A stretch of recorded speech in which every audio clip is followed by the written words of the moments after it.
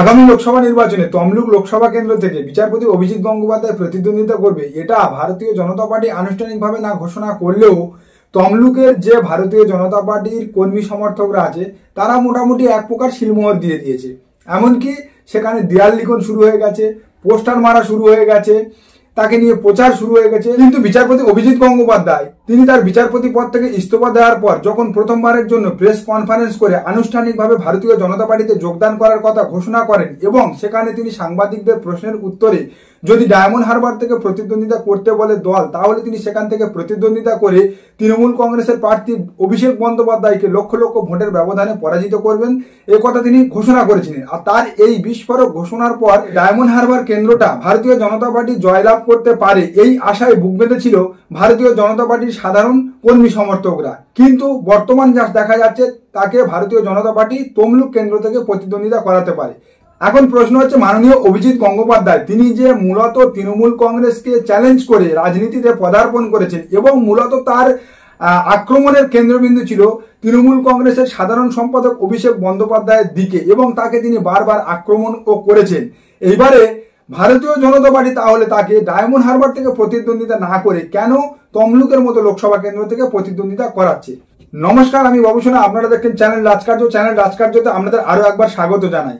আজকের আলোচনা করব মাননীয় বিচারপতি অভিজিৎ গঙ্গোপাধ্যায়কে ভারতীয় জনতা পার্টি ডায়মন্ড হারবার থেকে প্রতিদ্বন্দ্বিতা না করিয়ে কেন তমলুক লোকসভা কেন্দ্র থেকে প্রতিদ্বন্দ্বিতা করাচ্ছে। দেখুন, কর্মী সমর্থকদের আশা আকাঙ্ক্ষা বা চাওয়া পাওয়ার উপর নির্ভর করে কোনো রাজনৈতিক দলের প্রার্থী তালিকা তৈরি হয় না।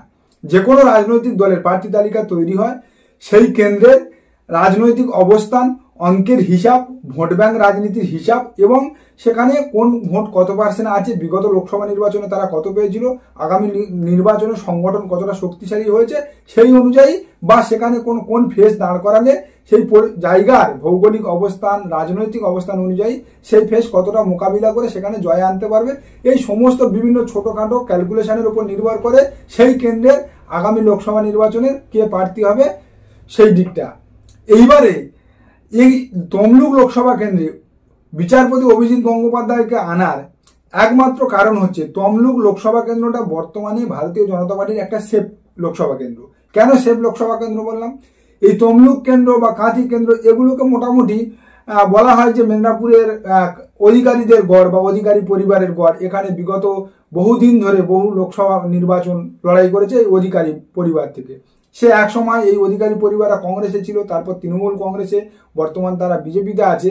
তো কিন্তু এই কাঁথি লোকসভা কেন্দ্র বা এই তমলুক লোকসভা কেন্দ্রগুলো বিগত লোকসভা নির্বাচন বা বিধানসভা নির্বাচনে এই অধিকারীদের একটা প্রভাব প্রতিপত্তি দেখা গেছে। সেহেতু ভারতীয় জনতা পার্টি ভাবছে যে আগামী লোকসভা নির্বাচনে এই তমলুক লোকসভা কেন্দ্র থেকে বিচারপতি অভিজিৎ গঙ্গোপাধ্যায়কে যদি প্রতিদ্বন্দ্বিতা করা যায় তাহলে তিনি এই সেফ কেন্দ্র থেকে অনায়াসে জিতে বেরোতে পারবেন। আগামী লোকসভা নির্বাচনে এই বিচারপতি অভিজিৎ গঙ্গোপাধ্যায়কে অনায়াসে জেতানো বা খুব সরলভাবে জিতিয়ে বার করে নেওয়ার ভারতীয় জনতা পার্টির একটা মূল মোটিভ বা কারণ হলো অভিজিৎ গঙ্গোপাধ্যায়ের এতদিনের যে পুঁজি সেটা হলো তার ইমেজ। আমরা এতদিন পর্যন্ত অভিজিৎ গঙ্গোপাধ্যায়কে দেখে এসেছি বিভিন্ন বিতর্কিত রায় প্রদান করতে, পশ্চিমবঙ্গের ক্ষমতাসীন সরকার অর্থাৎ তৃণমূলকে বিভিন্নভাবে আক্রমণ করতে, তার দুর্নীতি সামনে তুলে আনতে।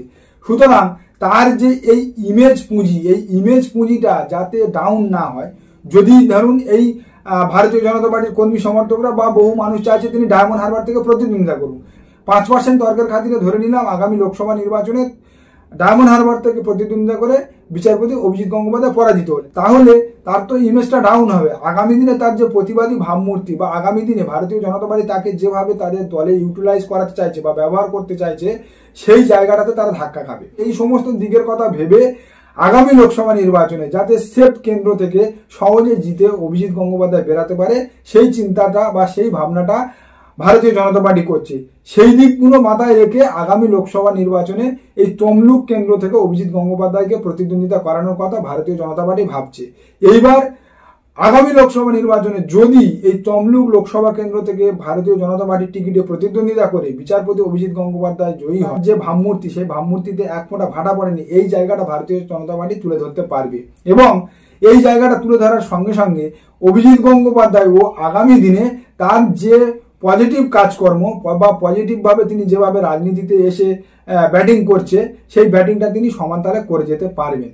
তো এই সমস্ত কারণ ভেবে আর এই সমস্ত মোটিভের কথা মাথায় রেখে ভারতীয় জনতা পার্টি আগামী নির্বাচনে তমলুক লোকসভা কেন্দ্র থেকে বিচারপতি অভিজিৎ গঙ্গোপাধ্যায়কে প্রতিদ্বন্দ্বিতা করাতে পারে। এবার দেখা যাবে দ্বিতীয় পর্যায়ের ভারতীয় জনতা পার্টির প্রার্থী তালিকা প্রকাশ হলে কি হচ্ছে সেখানে, বা কে প্রার্থী হচ্ছে। মোটামুটি আমরা সবাই এখন গেস বা একটা অনুমানের উপর নির্ভর করে এই সমস্ত কথাবার্তা বলছি। তো এটা সত্যিও হতে পারে, মিথ্যেও হতে পারে, তার সমস্ত কিছুর জন্য আমাদের অপেক্ষা করতে হবে ভারতীয় জনতা পার্টির দ্বিতীয় পর্যায়ের প্রার্থী তালিকার দিকে। তাহলে আজকের পর্ব এখানেই শেষ করছি। নমস্কার, সবাই ভালো থাকবেন। আর আমার ভিডিওগুলো যদি ভালো লাগে অবশ্যই চ্যানেলটা সাবস্ক্রাইব করুন এবং ভিডিওগুলো বেশি করে শেয়ার করবেন।